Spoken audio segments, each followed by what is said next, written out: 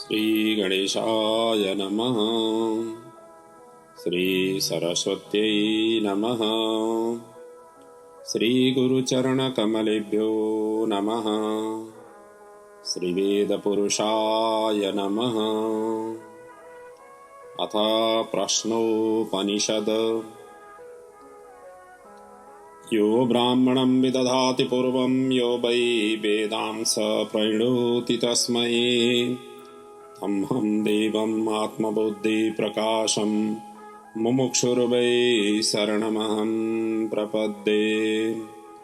ॐ असतो मा सद्गमयः तमसो मा ज्योतिर्गमयः मृत्युर्मा अमृतं गमयः। ॐ शान्तिः शान्तिः शान्ति।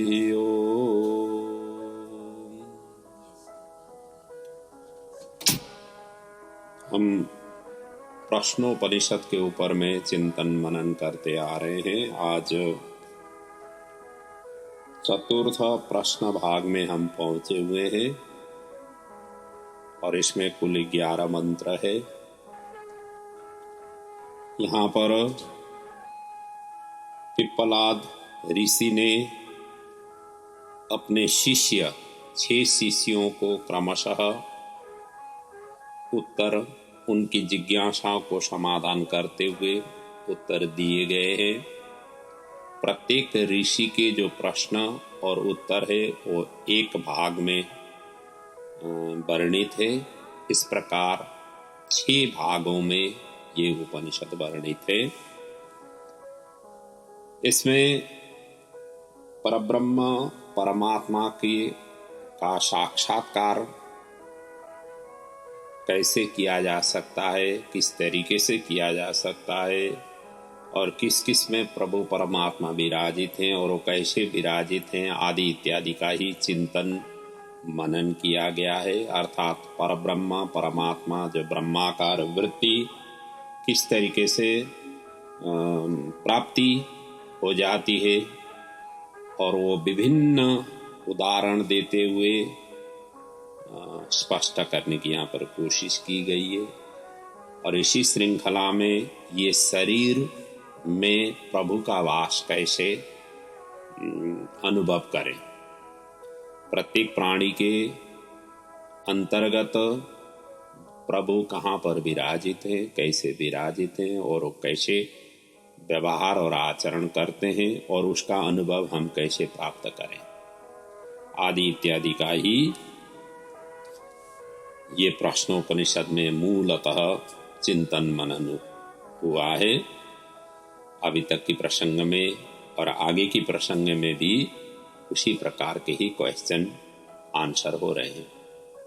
आइए अब हम चतुर्थ प्रश्न और उत्तर की इन मंत्रों के साथ साथ में चिंतन मनन करते हुए आगे बढ़ें। यहाँ पर चौथे मुनि जो शौर्यायणी गार्ग्य है, गर्ग गोत्र में उत्पन्न शौर्यायणी मुनि पिप्पलाद से इस प्रकार से प्रश्न पूछते हैं। अथ एनं शौर्यायणी गार्ग्यः पप्रक्षः भगवान् एत अस्मिन् पुरुषे कानि स्वपन्ति कान्यः स्मिन् जाग्रति कतरः ईश देवः स्वप्नान् पश्यति कस्यैतत् सुखं भवति कस्मिन्नु सर्वे संप्रतिष्ठिताः भवन्तीति। ये यहाँ पर प्रश्न इनका है। तो यहाँ पर यही उन्होंने पूछा हुआ है कि हे भगवान, इस मनुष्य शरीर में कौन कौन सोते हैं, इसमें कौन कौन जागते रहते हैं, अर्थात शरीर के अंदर की जो देवता है। अब यहाँ देवता कह करके 5 ज्ञानेंद्रिय, 5 कर्मेंद्रिय, मन बुद्धि चित्त अहंकार प्राण, इन सभी को ही कहा हुआ है। और इनमें से कौन कौन सोते हैं, कौन कौन जागते हैं और कौन स्वप्न कौन सी मतलब इंद्रियां स्वप्न को देखते हैं और यह सुख किसको होता है, ये सब के सब किस निश्चित रूप से संपूर्ण रूप में ये स्थित रहते हैं आदि इत्यादि यहाँ पर ये प्रश्न कर रहे हैं। तो एक तरह से देखा जाए तो यहाँ छोटी छोटी प्रश्न देखा जाए तो ये 5 प्रश्न उन्होंने किया हुआ है इस मंत्र के माध्यम से। तो यहाँ ये पूछना ये चाह रहे हैं कि जैसे गाढ़ निद्रा के समय इस मनुष्य शरीर में रहने वाले देवताओं में से कौन कौन सोते हैं, पहला ये प्रश्न है। दूसरा, कौन कौन जागते रहते हैं, और तीसरा, स्वप्न अवस्था में इनमें से कौन देवता स्वप्न की घटनाओं को देखता रहता है। चौथा, निद्रा अवस्था में सुख का अनुभव किसको होता है। और पांचवा, ये सब के सब देवता सर्वभाव से किसमें स्थित है, अर्थात किसके आश्रित हैं। इस प्रकार संपूर्ण आत्मा और परमात्मा अर्थात जीवात्मा और परमात्मा का जो संबंध है, इस विषय में पूर्ण रूप से जानकारी प्राप्ति करने के उद्देश्य से गर्ग्य गोत्र उत्पन्न शौर्यायणी ने ये प्रश्न रखा। अब इसी का ही उत्तर क्रमशः पिप्पलाद इस प्रकार से द्वितीय मंत्र से प्रदान करते हैं। तस्मै स होवाच यथा गार्ग्यः मरीचयो अर्कः स्यास्त्वं गच्छतः शरवः एतस्मिन् तेजो मंडल एकी भवन्ति ताः पुनः पुनः उदयन्तः प्रचरन्त्येवं ह वै तत्सर्वं परे देवे मनसेकी भवति तेन तर्ह्येष पुरुषो न शृणोति न पश्यति न जिघ्रति न रसयते न स्पृशयते नाभिवदते नादत्ते नानन्दयते न विसृजते नेयायते स्वपितिः इत्याचक्षते। ये दूसरा मंत्र है। अब यहाँ पिप्पला जी प्रश्न उत्तर दे रहे हैं। यहाँ एक भगवान सूर्य नारायण की उपमा देते हुए उत्तर दे रहे हैं। जैसे कहते हैं कि जब सूर्य अस्त होता है उस समय उसकी सब ओर कैसी फैली हुई संपूर्ण किरणें जिस प्रकार वो तेज पुंज में मिल जाती है, मिल करके एक हो जाती है, ठीक इसी प्रकार जब प्राणी सो जाता है, गाढ़ निद्रा के समय जब पहुंच जाता है, उस समय सब देवता इंद्रियों उन सब में श्रेष्ठ जो मन में है, मन में आकर के मिल जाते हैं। अर्थात ये शरीर के जितने भी सेंसेस हैं, जो इंद्रियां हैं, वो सभी आकर के मन में लय हो जाते हैं, विलय हो जाते हैं, मन के साथ में विलय हो जाते हैं। अर्थात सोते समय सभी इंद्रियों मन में आकर के विलय हो जाते हैं। जैसे भगवान सूर्य नारायण अस्त होते समय उनकी जितने भी किरणें हैं, सभी जैसे सूर्य नारायण में आकर के विलय हो जाते हैं, उसी हिसाब से ही उनमें ही विलय होकर के तद्रूप हो जाते हैं। इसलिए उस समय वह जीवात्मा न तो सुनता है, अर्थात गाढ़ निद्रा में जब पहुंचा हुआ व्यक्ति न सुन सकता है, न देख सकता है, न सूंघ सकता है, न स्वाद ले सकता है, न स्पर्श कर सकता है, न बोलता है, न ग्रहण करता है, न चलता है, न मलमूत्र का ही त्याग करता है, न मैथुन आदि का सुख का ही भोग कर लेता है, क्योंकि उस समय 10 इंद्रियों का कार्य सर्वथा बंद रहता है। केवल लोग ये कहते हैं कि उस समय यह पुरुष सो रहा है। बाहर के लोग जो कहते हैं, जो गाढ़ नींद में जो पड़ा हुआ व्यक्ति को दिखाते हुए कहते हैं ये अभी सो रहा है। यही तो कहा जाता है, जो सोए हुए जैसे बालक है, कोई भी हो सोते हुए, अब ये नींद में है, इसको कुछ पता मतलब नींद में पहुंचा हुआ व्यक्ति कैसे क्या चीज को पता है उसको हो जाए। तो जैसे सूर्य उदय हो जाते हैं तो सारे के सारे किरण पुनः सभी ब्रह्मांड को प्रकाशित करता हुआ भगवान सूर्य नारायण जैसे आगे बढ़ते हैं, उसी प्रकार जब गाढ़ नींद से उठ करके जैसे जग जाते हैं, फिर सारे के सारे इंद्रियां भी जग करके अपने अपने कार्यों में लग जाते हैं। ये बात ये दूसरे मंत्र में यहाँ वर्णन किया। अब आगे मंत्रों में ये बता रहे हैं कि ये सब इंद्रियों की लय होने पर मन की कैसी स्थिति रहती है, उस विषय में वर्णन कर रहे हैं। प्राणाग्नयः एवे तस्मिन् पुरे जाग्रतिः गार्ह्यपत्यो हवः एषो अपानो व्यानो अन्हार्यः पचनो यद गार्ह्यपत्यात् प्रणीयते प्रणयनाद आवहनीय प्राणः। अब यहाँ पर इस मंत्र में ये अग्नि का स्वरूपों का यहाँ वर्णन कर रहे हैं। जैसे कि ये प्राण रूपी ये शरीर नगर में ये 5 प्राण ही 5 अग्नि के स्वरूप हैं, इस प्रकार से वर्णन किया हुआ है। और यही जगाते रहते हैं इस शरीर को। और यह प्रसिद्ध अपान ही गार्ह्यपत्य अग्नि है, व्यान ही अन्वायार्थ पाचन नाम की अग्नि जिसको दक्षिणाग्नि कहते हैं वो है। और गार्ह्यपत्य अग्नि से जो उठाकर ले लाई जाती है और वो आवहनीय अग्नि ही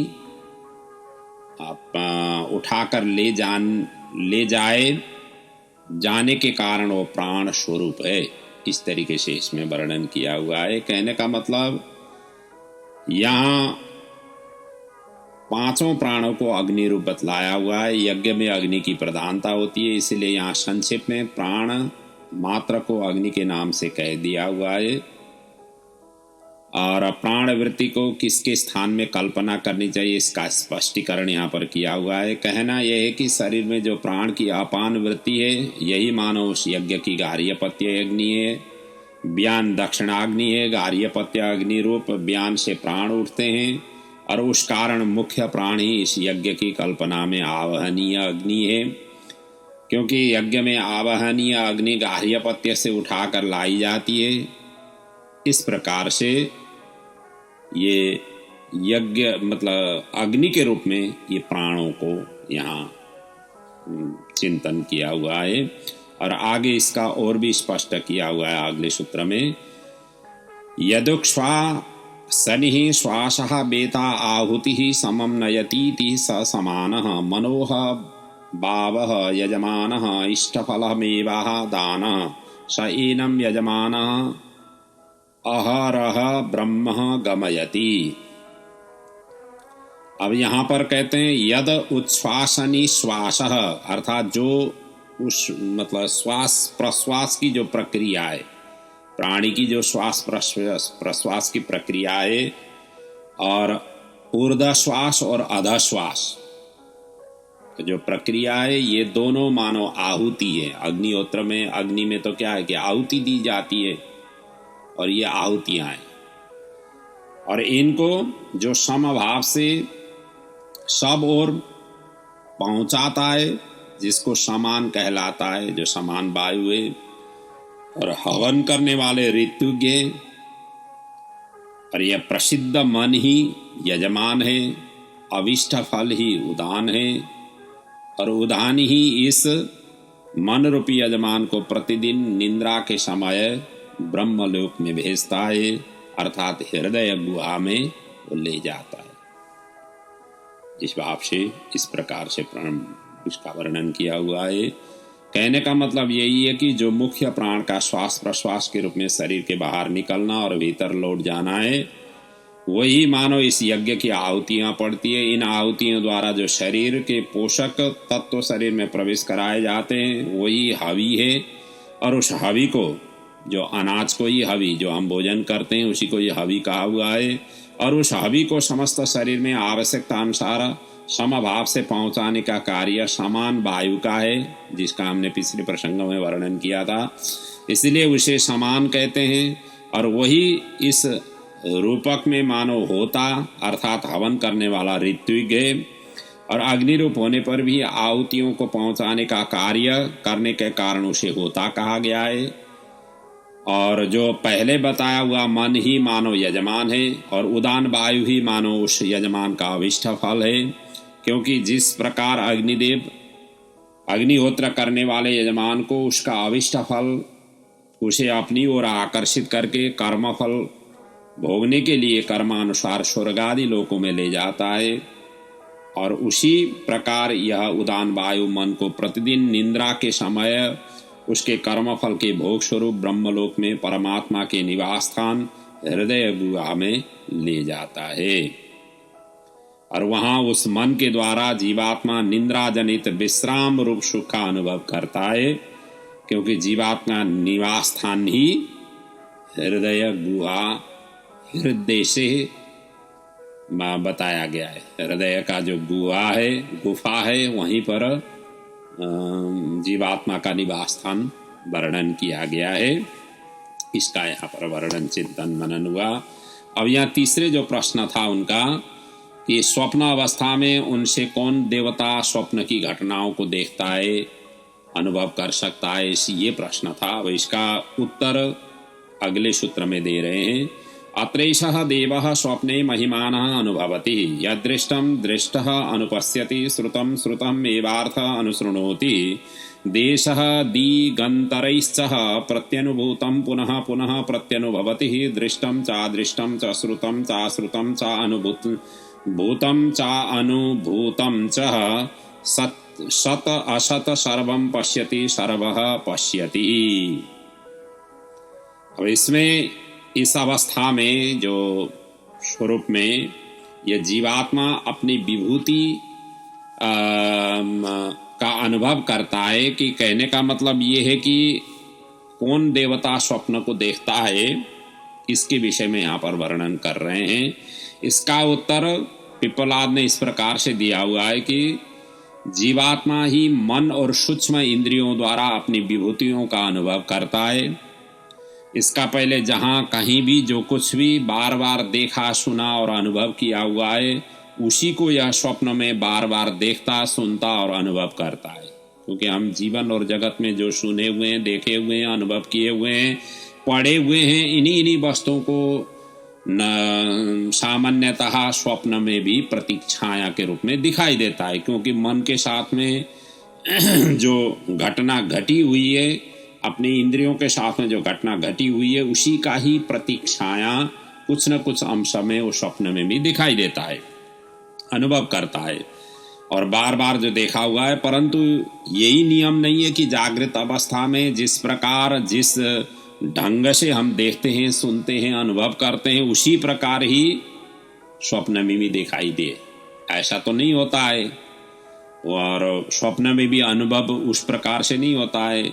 लेकिन स्वप्न में क्या है कि जागृत की किसी भी घटना, कोई भी अंश किसी भी दूसरी घटना के किसी अंश के साथ मिलाकर एक नए ही रूप में इसके अनुभव में आता है, और कहा जाता है कि स्वप्न काल में ये देखे, ये और ये देखे हुए को भी देखता है, सुने और सुने हुए को भी वो सुनता है, अनुभव किए हुए और अनुभव न किए हुए को भी वो अनुभव करता है। अर्थात न देखे हुए को भी देख लेता है, न सुने हुए को भी सुन लेता है, और न अनुभव किए हुए को भी वो अनुभव कर लेता है। और जो वस्तु वास्तव में है और जो नहीं है, उसे भी वो स्वप्न में देख लेता है। और ये विचित्र ढंग से सब घटनाओं का बार बार अनुभव करता रहता है, और स्वयं भी सब कुछ बन कर देखता है। उस समय जीवात्मा के अतिरिक्त कोई दूसरी वस्तु उन्हें नहीं रहती है, केवल जीवात्मा ही ये सब चीज कार्य करता है। अब अगले सूत्र में भी उसी प्रश्न का ही थोड़ा स्पष्ट किया हुआ है। स यदः तेजसः अभिभूतो भवत्रैषः देवः स्वप्नान्नः पश्यत्यथः तदैस्तस्मिन् शरीरः एतत् सुखं भवति। अर्थात यहाँ चौथी बात जो उन्होंने प्रश्न की थी उनके उत्तर में यहाँ दे रहे हैं कि निद्रा में सुख का अनुभव किसको होता है। जब गाढ़ निद्रा में पहुंचे हुए सुख को, उस समय का जो सुख का अनुभव है वो किसको होता है, उसकी उत्तर देते हुए कहते हैं जब निद्रा के समय मन उदान वायु के अधीन हो जाता है, अर्थात जब उदान वायु इस मन को जीवात्मा के निवास स्थान हृदय में पहुंचा करके मोहित कर देता है और उस निद्रा अवस्था में यह जीवात्मा मन के द्वारा स्वप्न की घटनाओं को नहीं देखता है, उस समय निद्रा जनित सुख का अनुभव जीवात्मा को ही होता है और इस शरीर में सुख दुखों के भोगने वाला प्रत्येक अवस्था में प्रकृतिस्थ पुरुष अर्थात जीवात्मा ही है। जीवात्मा ही ये सब चीज करता है। और अगले सूत्र में कहते हैं स यथा सौम्य बयांसी बासो वृक्षम संप्रतिष्ठते एवं ह वै तत्सर्वम परम आत्मनि संप्रतिष्ठते। अब ये जो पांचवें उन्होंने प्रश्न पूछा था कि ये मन बुद्धि इंद्रियां और प्राण ये सब के सब किस में स्थित हैं, अर्थात ये इंद्रिय किसके आश्रित हैं, ये कौन इनको संचालन करते हैं, इसके विषय में जो प्रश्न किया था उसका उत्तर देते हुए एक इन्होंने उदाहरण दे रहे हैं। जैसे आकाश में उड़ने वाले पक्षीगण जिस प्रकार सायं काल में लौट करके अपने निवासभूत वृक्ष पर आराम से आकर के ठहर जाते हैं, रुक जाते हैं, फिर सुबह उठने पर वो पक्षी फिर अपने आहार विहार के लिए उस वृक्ष को छोड़ करके इतस्ततः भ्रमण करते हैं, उसी प्रकार जो पृथ्वी से लेकर प्राण तक जितने भी तत्व हैं सबके सब परब्रह्म पुरुषोत्तम में जो कि सबके आत्माएं आश्रय लेते हैं, क्योंकि वही इन सबके परम आश्रय हैं, अर्थात इन सभी का आश्रय देने वाले स्वरूप वही है। ये बात यहाँ पर वर्णन किया। और उस समय की अवस्था कैसे रहती है अगले सूत्र में वर्णन कर रहे हैं। पृथ्वी च पृथ्वी मात्रा चापः चापो मात्रा च तेजस्त तेज मात्रा च वायुश्च वायु मात्रा च आकाशाश्च आकाश मात्रा चक्षुश्च द्रष्टव्यम च श्रोत्रम च श्रोतव्यम च घ्राणम च घ्रातव्यम च रसम च रसयितव्यम च तक्षः स्पर्शः यतव्यम च वाक्चम वक्तव्यम च हस्तो चादातव्यः चोपहस्थानन्दः ईतव्यं च पायुश्च विसर्जयितव्यं च पादौ च गन्तव्यं च मनश्च मन्तव्यं च बुद्धिश्च बोधव्यं च अहङ्कारः चाहङ्कर्तव्यं च चित्तं च चेतयितव्यं च तेजश्च विद्युतयितव्यं च प्राणश्च विधारयितव्यं च। कितना लंबा चौड़ा मंत्र है ये। तो कहने का मतलब यही है कि यही बात उसमें कहा हुआ है कि ये स्थूल और सूक्ष्म पंच महाभूतों का यहाँ पर व्याख्या किया हुआ है, 10 इंद्रियों का और 4 अंतःकरण का, ये यहाँ पर उन सभी का स्वरूपों का चिंतन ये मंत्र में किया हुआ है। ये सब के सब परमात्मा ही आश्रित है। कहने का मतलब ये पंच ज्ञानेन्द्रिय पंच कर्मेंद्रिय मन बुद्धि चित्त अहंकार अंतःकरण चतुष्ट है परमात्मा के आश्रित हैं। कहना यही है कि स्थूल पृथ्वी और उसका कारण गंध तन्मात्रा, स्थूल जल तत्व और उसका कारण रस तन्मात्रा, स्थूल तेज तत्व और उसका कारण रूप तन्मात्रा, स्थूल वायु तत्व और उसका कारण स्पर्श तन्मात्रा, स्थूल आकाश और उसका कारण शब्द तन्मात्रा, इस प्रकार अपने कारणों सहित 5 भूत तथा नेत्र इंद्रिय और उसके द्वारा देखने आने वाली वस्तुएं, श्रोत्र इंद्रिय और उसके द्वारा जो कुछ भी सुना जा सकता है वो सब, घ्राणेन्द्रिय और उसके द्वारा सूंघने आने वाले पदार्थ, रसना इंद्रिय, ये सभी के सभी इनके कारणभूत परमेश्वर में ही आश्रित हैं, अर्थात ये परमेश्वर से अलग नहीं है। ये भाव इस मंत्र में प्रदान किया हुआ है। और अगले सूत्र में कहते हैं ऐसा ही दृष्टा स्पृष्टा श्रोता ग्राता रसयिता मंता बोधा कर्ता विज्ञानात्मा पुरुषा स परम परे अक्षर आत्मानि संप्रतिष्ठते, अर्थात ये देखने वाला, स्पर्श करने वाला, सुनने वाला, सूंघने वाला, स्वाद लेने वाला, मनन करने वाला या जानने वाला, संपूर्ण इंद्रिय मन के द्वारा समस्त कर्म करने वाला जो यह विज्ञान स्वरूप पुरुष है वो जीवात्मा है। और यह भी उन परम अविनाशी सबके आत्मा पर ब्रह्म पुरुषोत्तम में ही स्थिति पाता है। उन्हें प्राप्त कर लेने पर ही वास्तविक शांति मिलती है और इसके भी परम आश्रय वो परमेश्वरी है। अर्थात ये जीवात्मा के भी आश्रयदाता परमेश्वरी ही है। जीवात्मा ये सब चीज कर लेता है, देखने, स्पर्श करने, सुनने, सूंघने, स्वाद लेने, मनन करने, ये सभी चीज कौन करता है? जीवात्मा करता है।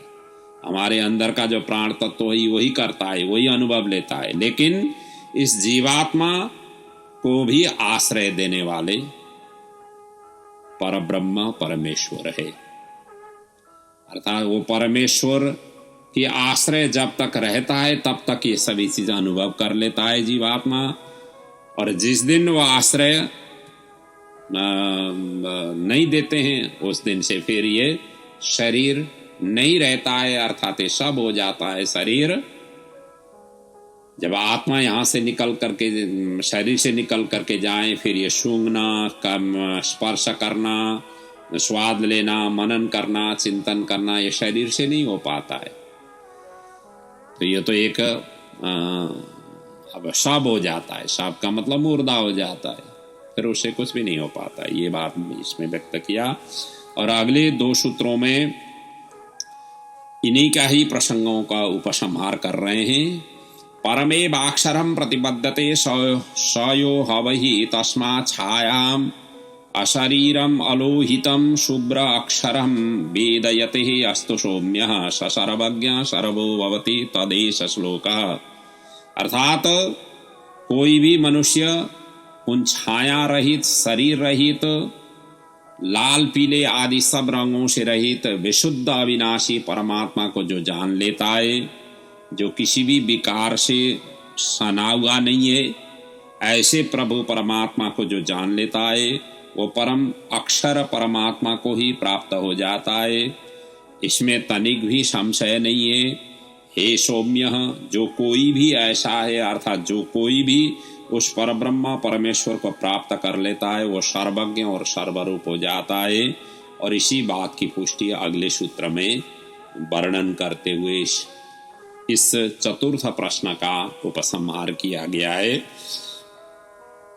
कहा गया है, विज्ञान आत्मा सह देवैः सर्वैः प्राणा भूतानि संप्रतिष्ठन्ति यत्र तदक्षरं वेदयते अस्तु सौम्यं स सर्वज्ञ सर्वमेवा विवेशयति।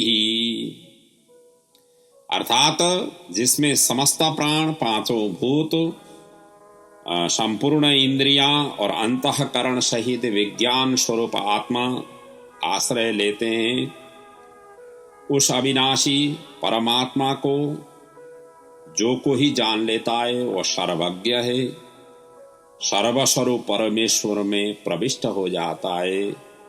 इस प्रकार की भाव ये अंतिम सूत्र में वर्णन किया हुआ है। कहने का मतलब यही है कि सबके परम कारण जिन परमेश्वर का समस्त प्राण, पांचों महाभूत, समस्त इंद्रियां, अंतकरण सहित स्वयं विज्ञान स्वरूप जीवात्मा ये सब आश्रय लेते हैं, उन परम अक्षर अविनाशी परमात्मा को जो कोई भी जान लेता है वो सर्वज्ञ है, सर्वरूप है। मतलब सर्वरूप परमेश्वर में ही वो प्रविष्ट हो जाता है। इस प्रकार से वर्णन करते हुए प्रभु परमात्मा की जो व्यापकता है और हम जब सोते हुए समय में वो कैसे आचरण व्यवहार कर लेता है, किस तरीके से कर लेता है, किसके सहारा से कर लेता है और वो किसके आश्रित है आदि इत्यादि का गहनतम ढंग से, सूक्ष्म ढंग से हमारी ये कर्मेंद्रियां, ज्ञानेंद्रियां, अंतःकरण की यहाँ पर विवेचना करते हुए ये चतुर्थ प्रश्न भाग यहाँ पर पूर्ण हुआ है। तो इन उपनिषदों की गहनतम चिंतन मनन से जीवन सहज हो, सरल हो, प्रभु परमात्मा की प्राप्ति में ये सभी सहायक सिद्ध हो। आप खुद ही अपने जीवन में अनुभव कर सकें कि प्रभु परमात्मा किस तरीके से प्राप्ति करने का विषय है उनकी कैसे उपासना आराधना करने से प्रभु प्रसन्न रहते हैं, और हमें क्या करना चाहिए, हमारी इंद्रियां, हमारी मन बुद्धि, ये सभी कर्म इंद्रियां, ज्ञान इंद्रियों को कैसे लगाना चाहिए आदि इत्यादि कार्य के लिए, उपासना आराधना के लिए सहायक सिद्ध हो। यही प्रभु के चरणों में वंदन प्रार्थना सहित अब ये प्रश्नोपनिषद का 2 ही प्रश्न अब बचे हुए हैं, 5वां और 6वां प्रश्न भाग, जिसकी चिंतन मनन हम अगले पड़ाव में करेंगे। आज के प्रश्न को यहीं पर विराम ले रहे हैं। ओम पूर्णमदः पूर्णमिदं पूर्णात् पूर्णमुदच्यते पूर्णस्य पूर्णमादाय पूर्णमेवावशिष्यते। ओम शांति शांति शांति। ओम।